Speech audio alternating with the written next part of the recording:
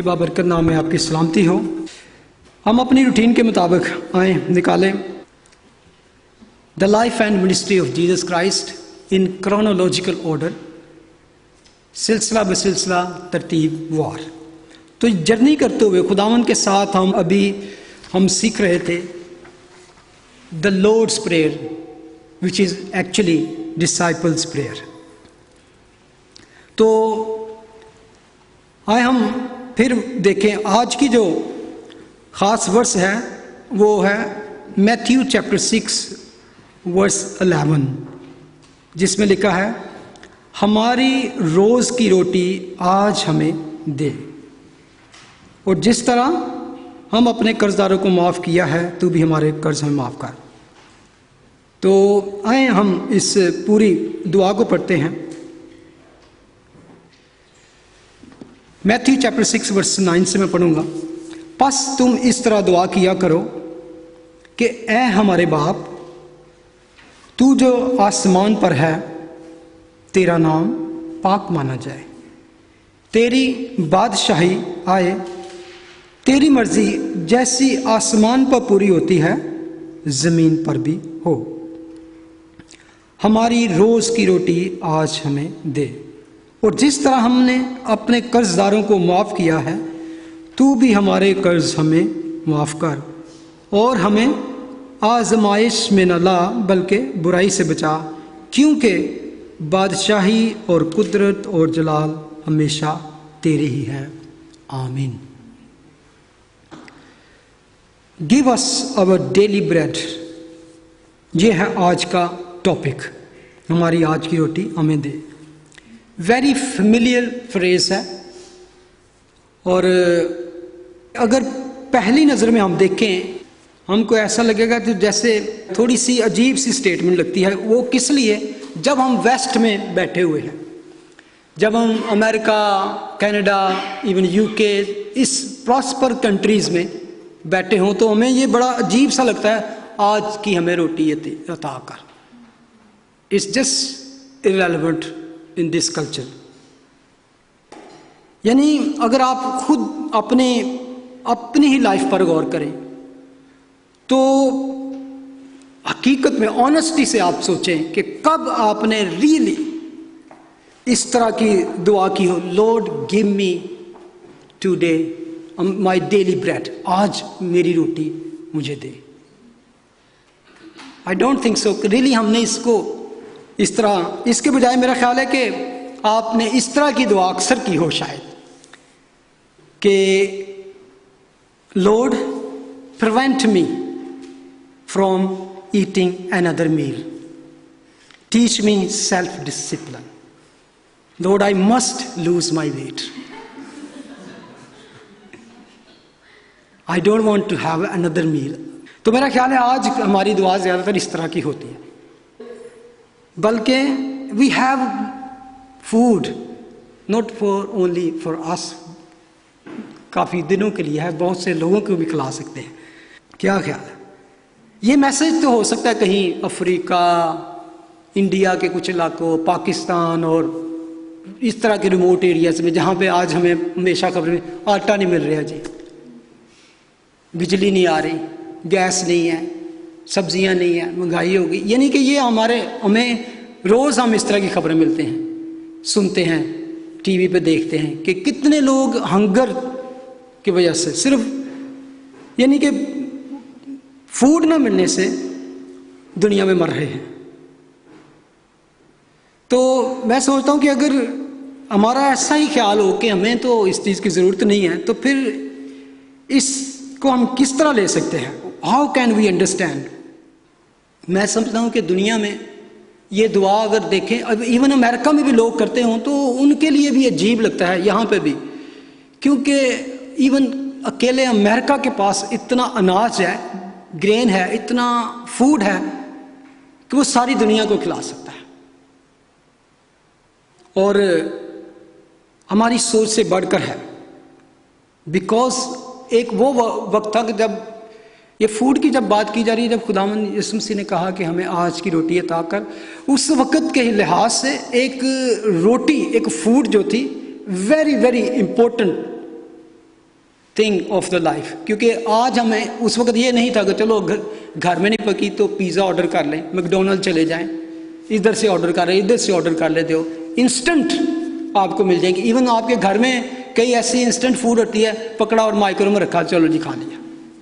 लेकिन दिन भर की मेहनत के बाद जब उनको एक रोटी मिलती थी तो दैट वाज थिंग, समथिंग ख्याल था। लेकिन आज के दौर में जबकि because of technology, richness of soil यानी जरखेज ज़मीन की वजह से, sophistication of machinery, double trouble time हमें प्रोडक्टिविटी है इधर इन मुल्कों में मशीनरी। अगर आप कभी आपको मौका मिले, कभी आप उन एरिया में जाएं विलेजेस में या इसे, तो उनको फार्मर्स को देखें, फैसिनेटिंग थिंग। जब वो मशीनों के साथ वो इकट्ठा करते हैं, उनको बांधते हैं और उनको काटते हैं, तो हमें अपने पीछे अगर नज़र मारें तो गाँव में या जिस तरह हमारी खेती बाड़ी करते हैं, हमें लगता है हमारे लोग तो एक महीने में उतना काम नहीं कर पाते जैसे इनकी मशीन एक दिन में कर लेती है।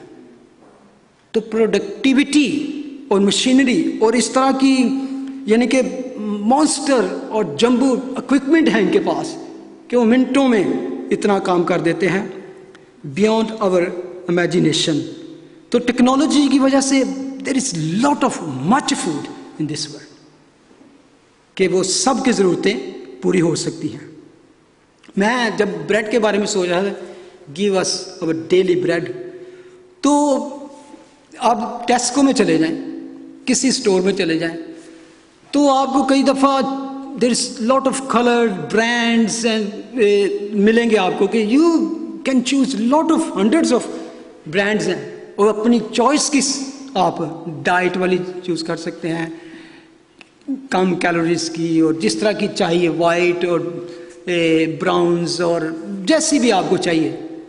यानी कि आज हमारे पास कितनी चॉइस है, brown, white, whole meal, mix, 50-50, thick, medium, small, big, long, और फ्रेंच ब्रेड और गार्लिक ब्रेड और पीटा ब्रेड जो हम अक्सर खाते हैं, और नान की, और इतनी किस्में हैं, इतनी तादाद है कि हमें कभी कभी चूज करनी मुश्किल हो जाती है। तो ये सब देखकर मुझे नहीं लगता कि ये कोई मैं दुआ करूं और मेरी कोई बड़ी रिक्वेस्ट है, Lord give me my daily bread. तो फिर क्या मतलब है इसका?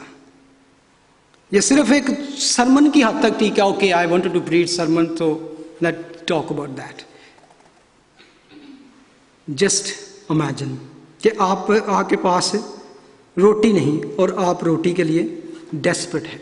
ये अगर आपके पास ऐसा हो, पहले अगर आप देखें इसी प्रेयर को, तो पहली 3 जो पिटिशन थी, रिक्वेस्ट थी, that was to God, to glorify God, खुदा के जलाल के लिए थी। तेरा नाम पाक माना जाए, तेरी बादशाही है और तेरी मर्जी पूरी हो। God's name, God's kingdom and God's will, ये तीनों के लिए थे। Then we focus on man's needs. और हमेशा जब भी खुदा के पास दुआ में आए प्रेयर के हवाले से, तो just first give him glory, set him on proper place, then you can bring your things to him. If you never acknowledge God first, it's not proper। कि आते ही आप अपनी प्रॉब्लम्स, अपनी नीड्स, अपना सब कुछ सुनाना शुरू कर दें। लेकिन हमने जब उसको प्रॉपर हिस्सा दे दिया, उसको प्रॉपर जगह दे दी, उसके बाद हमारी दुआ प्रॉपर बन जाती है। हम सिंपली उसके पास आ सकते हैं। ये नहीं कि हम पहले उसको तारीफ कर रहे हैं, पहले उसके नाम को एक्नॉलेज कर रहे हैं, पहले तो we are not actually buttering God. अब हमने तेरा हिस्सा तुझे दे दिया, अब हमारी पूरी, no, because he is worthy to praise, he is the source of everything. इसलिए हमें रिकग्नाइज फर्स्ट उसको करना है। तो फिर आप अपनी डिमांड उसके सामने रख सकते हैं। आज जबकि बहुत सी मिनिस्ट्रीज में हम ये सिखाया जाता है कि you can demand God, you can claim to God, we can just claim when we recognize His promises. Yes, Lord, you have promises. Your word is full of promises. So do and fulfill your promises in my life. Good promises. हम जब भी पहले आए अपनी ज़रूरत नहीं बल्कि उसके जलाल को सामने रखें, उसकी ग्लोरी को, ताकि वो हमारी ज़िंदगियों में उसका जलाल ज़ाहिर हो। जब वो हमारी ज़िंदगियों में हमारी दुआओं को सुनकर हमारी भलाई पैदा करता है, जब हमारी दुआओं के आंसर देता है, तो फिर क्या होना चाहिए? उस आंसर की वजह जो कुछ खुदा हमारी ज़िंदगी में करता है, हमारी दुआ को आंसर देता है, तो उसका आपको फ़र्ज़ बन जाता है कि आप लोगों को बताएं, because of the goodness of God, because the mercy of God, it did to me that and I glorify his name. जब भी आपकी ज़िंदगी में कोई भी अच्छा काम, कोई भी बेस्ट, कोई भी तरक्की होती है, कुछ भी अचीव करते हैं, give him glory, give him proper place. ऐसा नहीं कि सिर्फ हम उसको इसलिए तारीफ करें, इसलिए उसकी करें कि अगर हम तारीफ करेंगे तो इसके बदले हमें वो कुछ देगा। सबसे बड़ी बात है कि he has already given the best and precious and more कह सकते हैं कि कीमती चीज़ें कह सकते हैं, उसने दे दी है। वो क्या है? He gave his son. तो जिसके पास बेटा है उसके पास जिंदगी है, जिसके पास बेटा नहीं उसके पास जिंदगी नहीं है। द सन ऑफ गॉड, दुआ का जो यहाँ पे एक पैटर्न आपको दिया गया, दैट इज एक्चुअली खुदा चाहते हैं कि इस तरह दुआ करो कि पहले आप खुदा को, जैसे कि हमने स्टडी किया, उसके नाम के, उसको पहले अपना, जैसे कहते हैं ए हमारे बाप, पहले हमने उसको रिकॉग्नाइज किया, he is our father. Father का क्या काम होता है कि फैमिली को प्रोवाइड करे, फैमिली की ज़रूरियात को, दे नीड्स जो हैं उसको पूरी करने वाले, उनकी प्रोटेक्शन करे, उनकी सारी जो नीड्स हैं। जो बाप जो होता है घर का लीडर भी होता है, प्रोटेक्टर भी होता है, प्रोवाइडर भी होता है, और कह सकते हैं कि पास्टर भी है, घर का मिनिस्टर भी है, वो घर का एक लीडर है। तो उसके अंदर सारा कुछ आता है सब। अब हम देखेंगे इन 3 रिक्वेस्ट के बाद अब आती है जब हम कहते हैं हमारी आज की रोटी हमें दे, और उसके बाद हमारे कर्ज हमें माफ कर, और हमें आजमाइश में न ला। Bread and forgiveness and lead us, ये 3 चीज़ों के बारे में अगर हम इनके गौर करें तो इन 3 चीज़ों में जो हमने पिटिशंस अब रखनी है खुदा के सामने तीनों, तो जब वो कहता है ना कि आज की रोटी, तो दैट इज एक्चुअली प्रेजेंट है, फिजिकल हमारी नीड है, हमारे बदन की जो ज़रूरत है। सो ऑल द डिमेंशन जो है वो लाइफ की, दे covered everything, past, present and future, और हमारी तमाम ज़िंदगी की ज़रूरियात इस एक पैसेज में, एक छोटे से पैसेज में, इस दुआ में पूरी कवर होती है। ये सिर्फ खुदा का जहनी काम कर सकता है, और सब कुछ इसमें कवर है, पूरी ज़िंदगी। सबसे पहले सब्सटेंस क्या है? फूड। चीज़ क्या है जिसके लिए हम रिक्वेस्ट कर रहे हैं? फूड। उसके बाद दूसरी सोर्स क्या है? सोर्स क्या है? गॉड। आसमानी बाप हमारा सोर्स है जहां से सारा कुछ आता है। उसके बाद गिव। मैं अगर आपसे पूछूं क्या वाकई हमारे पास ये राइट है कि हम खुदा को कह सकते हैं give me my daily bread? क्या हमारे पास इस तरह का कोई राइट है कि हम खुदा को कह सकें कि give us?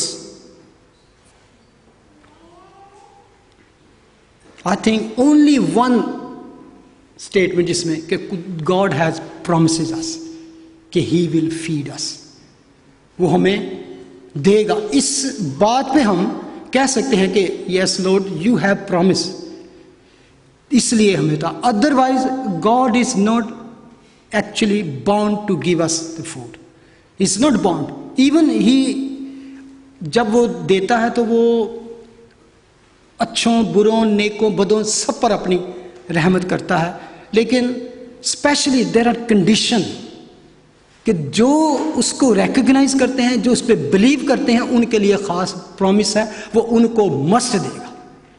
He will give them, क्योंकि उसने उनसे वादा किया है। उसके लिए फर्स्ट किंग चैप्टर 16 में अखियाब, उसके बारे में लिखा है 16:29। उमरी के बेटे अखियाब ने सामरिया में इसराइल पर 22 वर्ष सल्तनत की।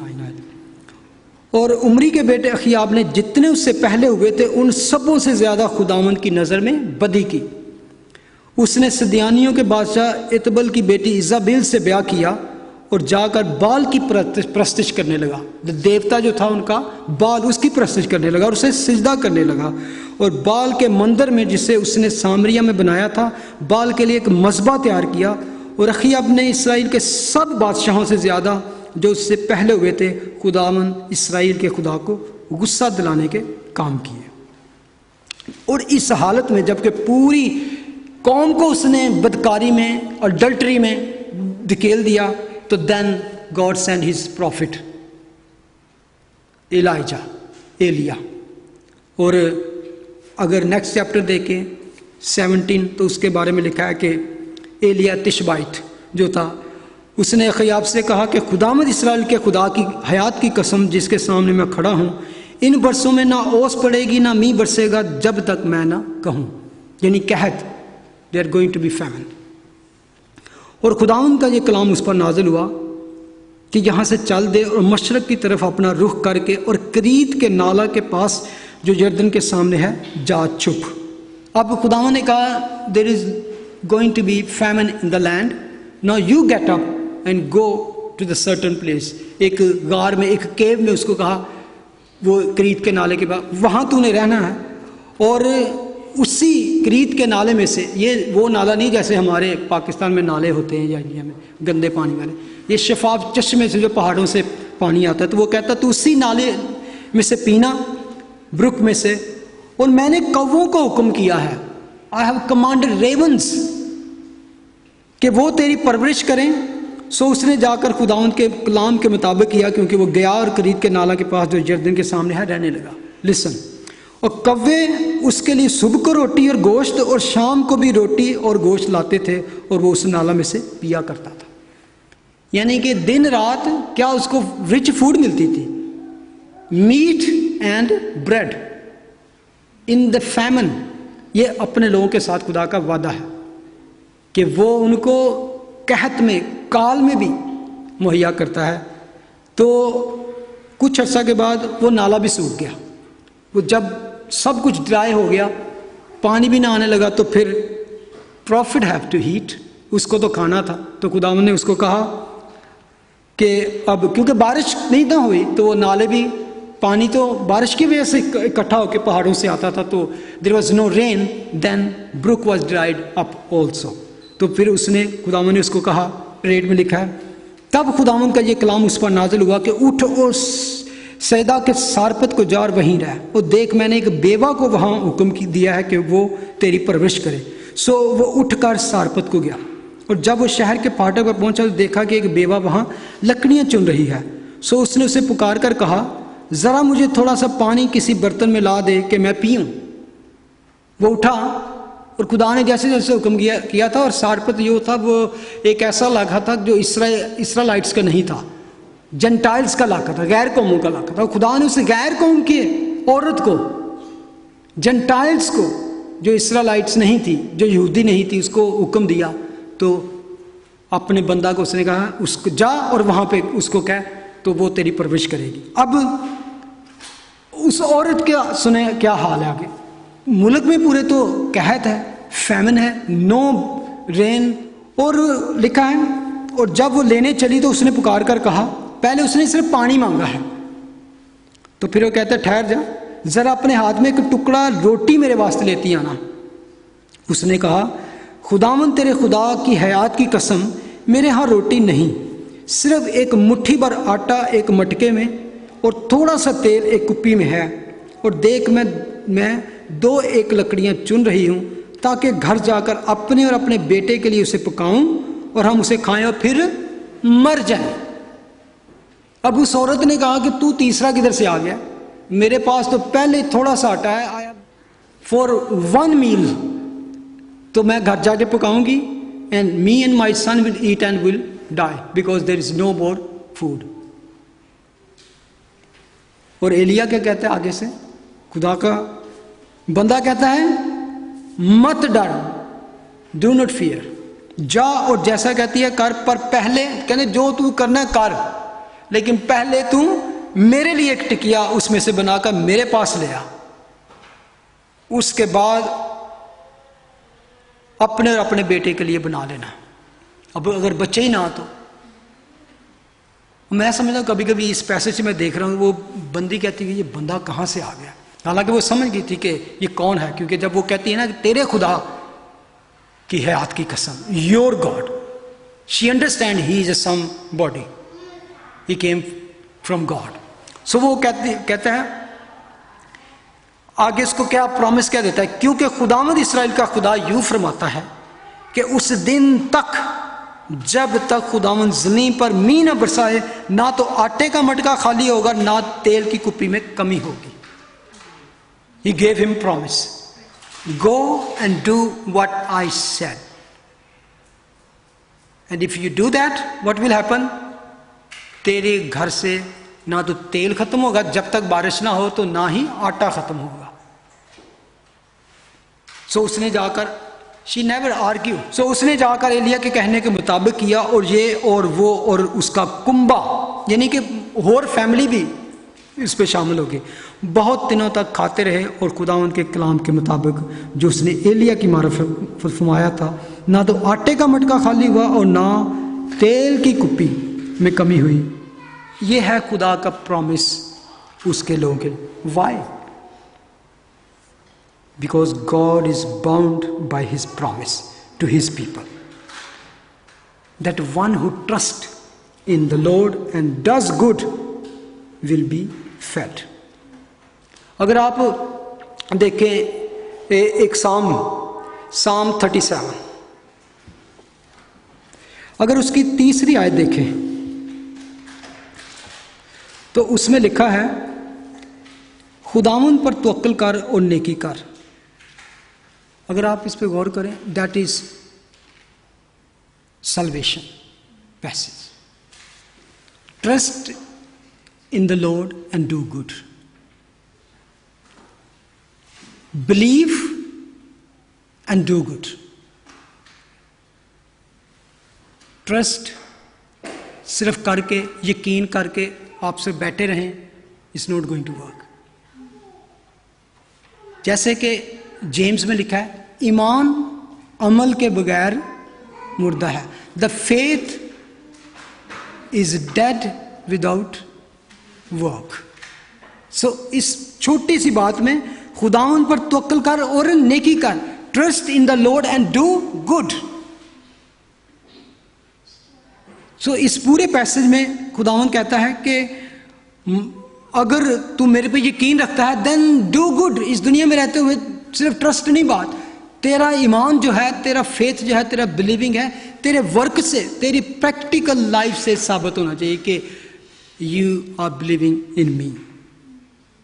वर्स 4 में लिखा है खुदावंद में मसरूर रहे, वो तेरे दिल की मुरादें पूरी करेगा।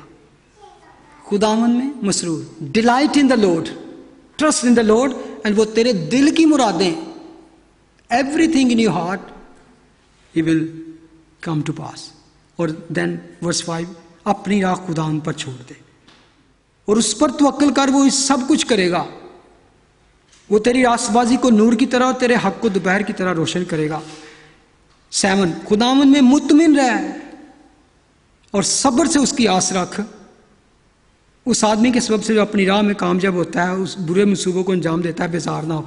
इस पूरे साम में, इस पूरे ज़बूर में देखेंगे तो एक अच्छे आदमी और एक बुरे आदमी, राइचियस एंड अनराइचियस के बारे में लिखा है कि अगर राइचियस है, हु इज डूइंग गुड, उसका अंजाम क्या है, उसको खुदा किस तरह ब्लेस करता है, और जो अनराइचियस है उसके बारे में क्या लिखा है। बल्कि इवन वर्स 8 में लिखा है कहर से बाज आ और गजब को छोड़ दे। एंग्री पर्सन को कहता है डू नॉट बी एंग्री। वो कहता है बेजार ना हो, इससे बुराई निकलती है, क्योंकि बदकार काट डाले जाएंगे। Wicked will be cut off from the land, लेकिन जो राइचियस हैं they will stay and inherit the land, उनको मिरास में वो मिल जाएगी जगह। डू गुड, लेकिन जिनको खुदावंद की आस है मुल्क के वारिस होंगे। वर्ष 18 अगर देखें, कामिल लोगों के अयाम को खुदा जानता है और उनकी मिरास हमेशा के लिए होगी।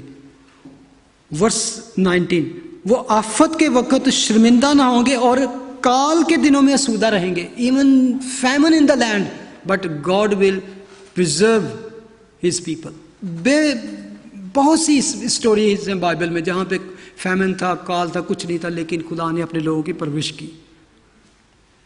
इवन जेनेसिस में जाके देखें तो एक दफ़ा ऐसा हुआ कि मुल्क में पूरे में काल पड़ गया, तो Isaac wanted to go to Egypt, तो खुदा ने कहा do not go down to Egypt, stay in the land. तो उसके बारे में लिखा है उस साल इसहाक ने जब बीज बोया, खेती बाड़ी की, ही गॉट 100-fold। इर्द गिर्द के लोग भूख से मर रहे थे, लेकिन God gave his people 100-fold।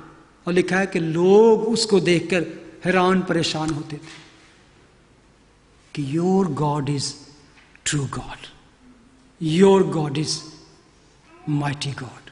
और वहां पे उसकी इज्जत भी हुई।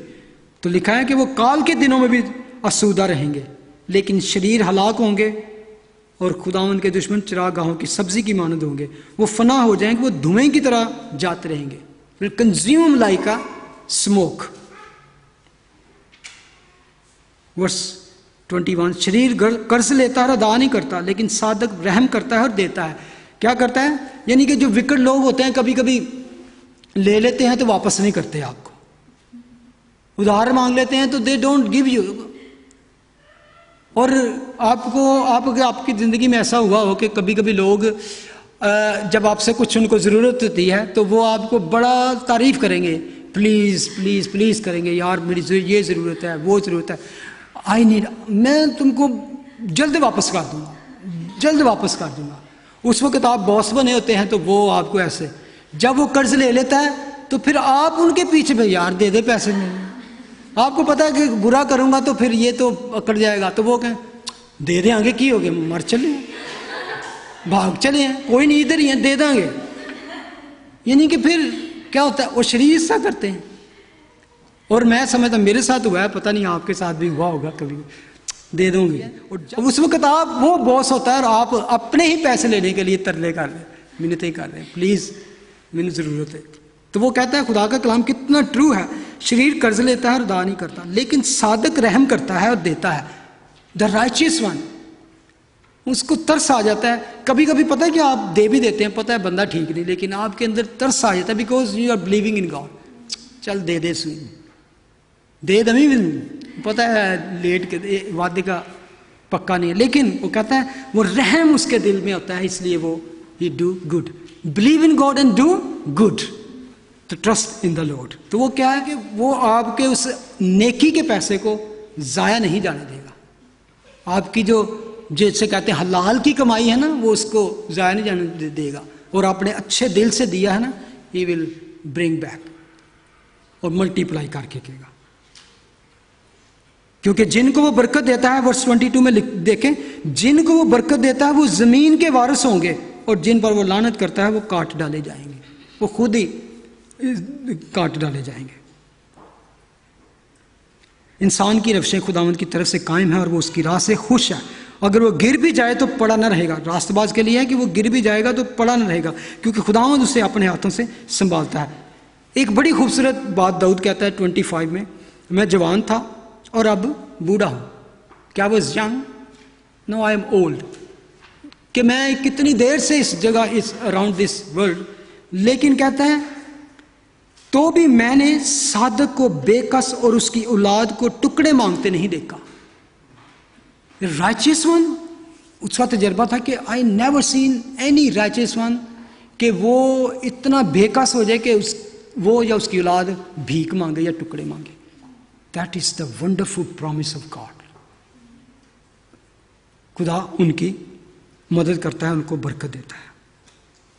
वो दिन पर रहम करता है और कर्ज देता है और उसकी औलाद को बरकत मिलती है। यानी कि आप अगर कोई अच्छा करते हैं तो आपको ही बरकत नहीं, आपकी औलाद को भी खुदा कहता है I will bless your children, your descendants, तुम्हारी नस्ल को भी खुदा बरकत देता है। बदी को छोड़ दे और नेकी कर, देन अगेन, और हमेशा तक आबाद रहे। तो खुदावन का कलाम जो है वो बहुत प्योर है और इसमें वादा है। अगर आप generally all over the world देखें, कुछ समवेयर इज पॉवर्टी एंड एक तरफ प्रॉस्पेरिटी है। फॉर एग्जाम्पल अगर वेस्ट को ले लें तो आप देखेंगे कि इधर कितनी प्रॉस्पेरिटी है, बहुत कुछ है इनके पास, और इतना कि इवन दुनिया से, सारी दुनिया से लोग वेस्ट में आना चाहते हैं। Even they don't like them, they don't like their religion, they don't like their rules regulation, they don't like their culture, still they wanted to come and live in this world. क्यों यहां पे रहना चाहते हैं? America, even this country was founded by the Christian rules and regulation. जितनी west में आप देखें जहां पे प्रॉस्पेरिटी है all over the world, most of countries are founded by the rules and regulation and principle of the Bible. और Christianity gave to this country a high view of human life. जितनी west में country हैं आप देखें, जहां कहीं भी Christianity का इन्फ्लुएंस रहा, जहां भी मसीहत पहुंची, जहां भी खुदा का कलाम पहुंचा, वहां पर जिंदगी की वैल्यू बढ़ गई, the high view of human life. और जहां पर ह्यूमन लाइफ की वैल्यू है, the God prosper that country, that place. आज इवन आप कह सकते हैं अमेरिका में इधर भी तो इतने क्राइम्स हैं, इतना सब कुछ है, इवन तो क्राइम्स भी हैं, सब कुछ है, लेकिन स्टिल एक इंसानी कदर की, एक इंसान जो है उसकी बेसिक नीड्स जो है वो उसको मिलती हैं। बेसिक नीड्स के लिए से आप यहाँ देखें, कोई बंदा अगर यहाँ की मिसाल ले लें, रोटी की वजह से, मेडिसिन की वजह से या शेल्टर की वजह से मर नहीं सकता। क्यों? ये बेसिक नीड अगर आप काम नहीं भी करते, that government will supply. There are many people around us, they are not working, even drug में पड़े हुए हैं, ये करते हैं वो करते हैं, वो अपनी मर्जी से काम नहीं करते, लेकिन गवर्नमेंट उनके लिए भी उन्होंने कितनी सहूलतें कर रखी हैं। Basic need, they are committed to meet the needs of people. Even आज के दौर में भी देखें ना, 2014 में भी वेस्ट में they are still concern with the minimum wage law जो है, they are concern with the equality of everybody, equal education, equal pay, equal work and on and on. इस तरह की आप देखेंगे आज भी यहाँ पे ये स्ट्रगल चल रही है। क्या आप हॉस्पिटल, मैं गया हूँ कितनी दफ़ा, तो जब आप वहाँ जाते हैं तो आपको रेस के वजह से या कलर की वजह से या रिलीजन की वजह से ये नहीं कि आपको अच्छा ट्रीट करेंगे या बुरा करेंगे, काला हो, गोरा हो, ब्राउन हो, they will put their all effort, they will, कि उसको बचाने के लिए ना एक शख्स को पूरी कोशिश करेंगे। और हमारे मुल्कों में बहुत सारे लोग सिर्फ इस वजह से ही मर रहे हैं कि they don't have medicine, they don't have. मुझे पता है कि पाकिस्तान में कि आपका कोई मरीज़ है, उसको हॉस्पिटल लेके जाना है तो आपके पास इतने सारे पैसे बैग भरा होना चाहिए। आपको इवन जो उन्होंने ग्लव्स पहन के मरीज को देखना है, उस ग्लव्स को भी आपको खरीद के देना है। और अगर मेडिसिन कभी मिल भी जाए तो शायद वो जाली हो, वो उससे मरीज और ज़्यादा उसकी हालत ख़राब हो जाए। तो ये चीज़ें हैं जहाँ ये लाइफ की, ह्यूमन लाइफ की वैल्यू है, वहाँ पे प्रॉस्पेरिटी देखें। इवन दो इन कंट्री में सब खुदा को रिकग्नाइज नहीं करते, इवन देखें किस कदर रॉन्ग, मतलब कि ऐसी लॉज हैं जिसमें आप लोग अपनी मर्जी से खुदा को माने ना माने, इस तरह बहुत से ऐसे रूल्स यहाँ पे बन चुके हैं जिससे इन्होंने इवन खुदा को रिकग्नाइज करना छोड़ दिया। स्टिल वजह क्या है कि एक बंदा कहता है मैंने खुदा को नहीं मानना, nobody will go and kill him, because human life की वैल्यू है। एक बंदा कहता, एक औरत कहती है आई एम लेस्बियन, एक बंदा कहता है आई एम गे, एक बंदा कहता है nobody will go and kill them, because human life की value, that is judgement is in hand of God. Judgement जो है वो खुदा का है। खुदा ने इंसान को फ्री विल दी है, चूज, लेकिन एंड ऑफ डे तुमने इसका हिसाब देना। इवन इस तरह की यहां पे बातें हैं। स्टिल यहां पे प्रॉस्पेरिटी है अमेरिका में, कनाडा में, न्यूजीलैंड, ऑस्ट्रेलिया, इस तरह की जितनी, और इस वजह से खुदा इनको जिंदगी के बारे के, ह्यूमन लाइफ के बारे में ही इज रियली कंसर्न। लेकिन स्पेशली जो उसको मानते हैं, जो उसको ओबीडिएंट है, उनके लिए तो खुदा ने प्रॉमिस किया कि I will feed you even in the famine, even you live in remote countries, third world country में रह रहे हैं, there even he will feed you.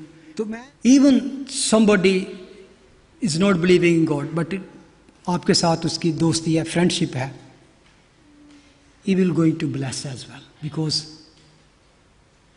he is sitting and standing and have fellowship with the godly. Ibrahim और लूत की story देख लें। Ibrahim was called, lot उसके साथ वैसे आ गया, but God also blessed who just came। और कोशिश करें उन लोगों के साथ ज्यादा फ्रेंडशिप रखें, those are called by God, और जिनको वाकई खुदा का खौफ है और they are living righteous life, you are going to be blessed also. एक और एग्जाम्पल ऑपोजिट देखें। फॉर एग्जाम्पल बहुत सी कंट्रीज का नाम हमने लिया है कि जहां पॉवर्टी है, और this is not because of हमारे पास फूड कम है तो लोगों को दुनिया में फूड कम है इसलिए एक अर्थ इतनी प्रोवाइड नहीं कर सकती, या पॉपुलेशन बढ़ गई है। This is not the issue. Issue पता है क्या है? स्पिरिचुअल इशू है।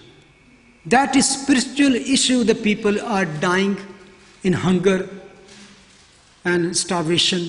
What is spiritual? Because they are not recognizing the true God. India की मिसाल ले लें। इवन इंडिया एक ऐसा रिलीजियस नेटवर्क है, because of the view of man is so low. Caste system है, पता है आपको? जो उतली कास्ट वाला है वो दूसरी कास्ट वाले बंदे को बिल्कुल हाथ भी नहीं लगाना चाहते। यानी इतना कास्ट सिस्टम की वजह से सेपरेशन है कि उनकी जो लाइफ की वैल्यू है उनके लिए जानवरों जैसी है।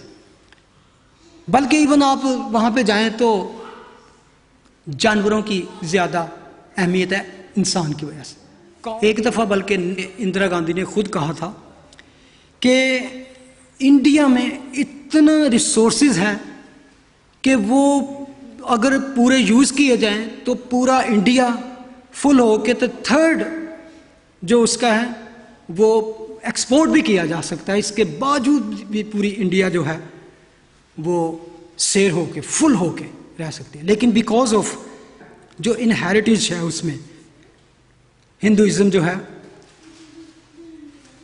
It is there religion that has trapped them. वो रिलीजन की वजह से। वो क्या है? ये रिसर्च है। In India there are 660 million people. ये स्टेटमेंट कुछ साल पहले की है, ये अभी तो बहुत ज्यादा बढ़ चुकी है कि 6 of the 10 people in Calcutta live on the streets. 6 out of 10 without food, without shelter, without clothes. 15 million die every year. 27 million are born. They just keep getting more and more people, and that means more and more people living on the street. It because of that they don't have any food.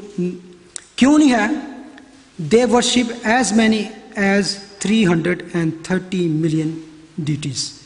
Everybody has got his own. आपको पता है कि कितने 3 million से ज्यादा उनके देवी देवताओं, हर किसी का अपना पर्सनल है। और काउ के बारे में, the goddess are personified in the cows of India. The cows are the incarnation of the gods. That's where we get the phrase sacred cow. आपने सुना होगा sacred cow के बारे में. They then become the center of worship. Everything which comes from a cow is sacred.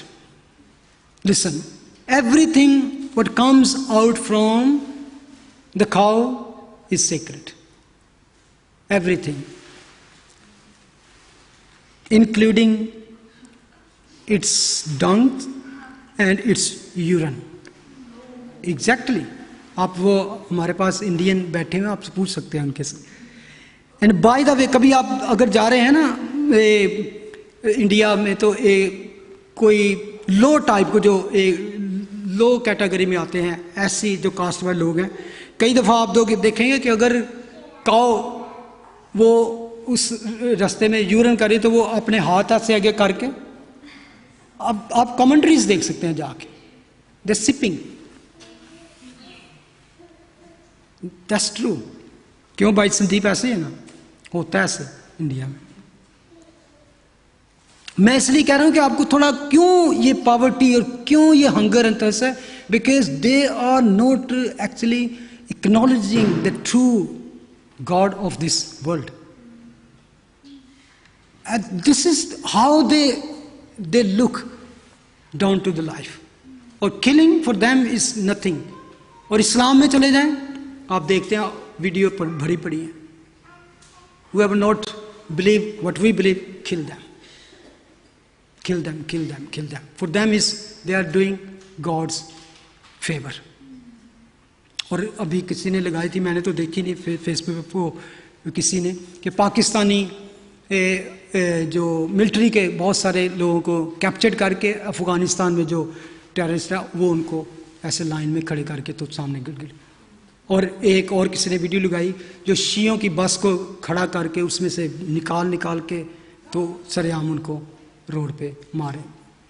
No value of human life. So you can see what is happening in India, Pakistan.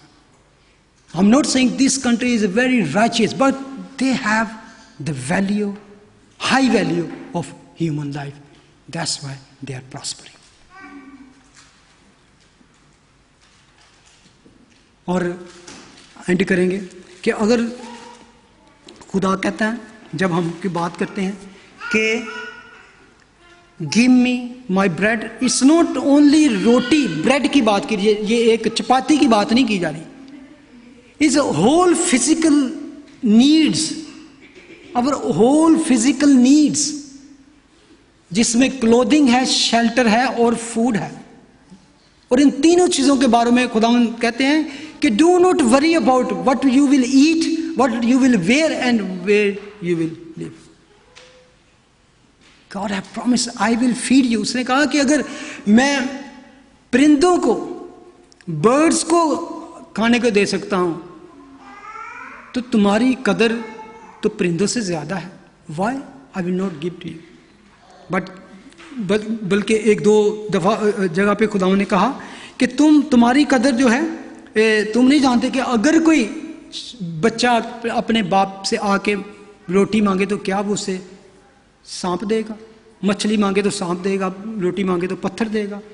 तो अगर हम बुरे होकर अपने बच्चों को अच्छी चीज़ें देना जानते हैं, तो क्यों ना हमारा आसमानी बाप हमको अच्छी चीज़ें देगा, गुड थिंग्स. तो जब हम, इसीलिए खुदावंद कहते हैं कि do not worry about these things. और मैं बड़ा हैरान था जब उसने कहा हमारी आज की रोटी हमें ताकर. इसमें यह नहीं कहा खुदावंद ने मेरी आज की रोटी मुझे ताकर. सेल्फिशनेस को खत्म किया. हमारी, इसमें you are not asking only for you but for all your friend और family and your congregation, whole community के लिए. गिव अस, हमारी आज की रोटी. इट्स नॉट सेल्फिशनेस, हमें ताकर हमारी आज की रोटी. Give us our daily bread. Then prayer, beloved, focus on God as the one who supplies. It acknowledges that He is the source of our all physical needs, and हमें वो सिखाता है to live one day at a time. क्यों एक दिन की मांगी रोटी आज की? कि खुदावंद कहता है कि मुझ पर ट्रस्ट करो for tomorrow, don't ask me for 2 days की, हफ्ता की रोटी और पूरे महीने का ration. Because in this way we can trust that tomorrow He will also provide us. कल भी हमें देगा. सो हमें आज की फिक्र करनी चाहिए कि तो खुदावंद ने कहा आज के लिए आज का गम काफी है, कल की फिक्र ना करो, क्योंकि we don't know tomorrow what will happen. So खुदावंद कहते हैं confidence in me, have confidence in me, he will meet your needs. What a great promise. And I trust as we pray every day we will pray in confidence that we can focus on the spiritual level, because God is graciously caring for the physical needs. अगर आप गौर करें तो इंसानी जिंदगी के लिए the physical needs is सबसे लो needs हैं, high need spiritual need. खुदा कहता है फिजिकल जो लो नीड्स हैं आपकी जिंदगी की, उसकी फिक्र ना करो, उसे मुझे करने दो. You should worried about your spiritual things, spiritual life के बारे में. तो इसकी मुझे करने दो फिक्र. तुम्हारी फिजिकल नीड्स, तुम्हारी क्लोथिंग, तुम्हारी शेल्टर, और तुमने कैसे रहना है, आई विल प्रोवाइड यू. आमीन.